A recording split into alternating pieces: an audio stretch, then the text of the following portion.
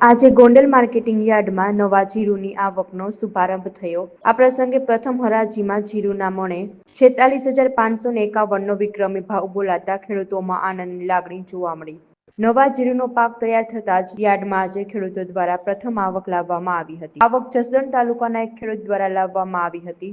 યાર્ડમાં ઉપસ્થિત વેપારીઓ અને યાર્ડ સમિતિની હાજરીમાં જીરુની પ્રથમ હરાજી થઈ હતી। આ હરાજીમાં પ્રતિ 20 કિલોના અભૂતપૂર્વ 46,551 ભાવ બોલાયા હતા। આ ઊંચા ભાવે આવકાર થતા ખેડૂતોમાં ઉત્સાહનો માહોલ જોવા મળ્યો।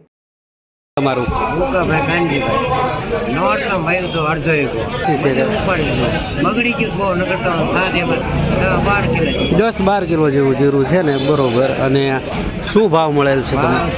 46,551। સમગ્ર સૌરાષ્ટ્રના ખેડૂતને જ્યાં પોતાની મહા મહેનતે પકાવેલો માલ વેચવાનો ભરોસો છે, એવું સૌરાષ્ટ્રનું સૌથી મોટું માર્કેટિંગ યાર્ડ ગોંડલમાં આજે અમારે નવા જીરાનું મુહૂર્ત થયું છે।